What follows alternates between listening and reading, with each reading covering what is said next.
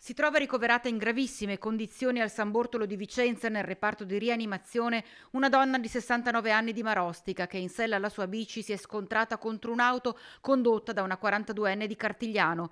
L'incidente stradale all'incrocio tra le vie Gobbe e Roma nella città degli Scacchi. Da una prima ricostruzione da parte dei carabinieri della locale stazione pare che l'anziana sia uscita dalla laterale via Gobbe dove vive per immettersi in via Roma proprio nel momento in cui arrivava una Volkswagen T-Roc. L'autista, seppur procedendo a bassa velocità, dato il traffico mattutino dell'ora di punta, se la sarebbe trovata davanti all'improvviso. La ciclista è carambolata sul cofano del veicolo per poi finire sull'asfalto.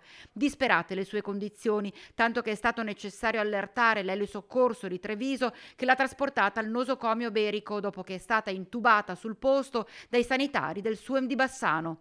Pesanti disagi al traffico, con la strada bloccata per oltre un'ora per permettere lo sgombero dei mezzi e i rilievi del sinistro.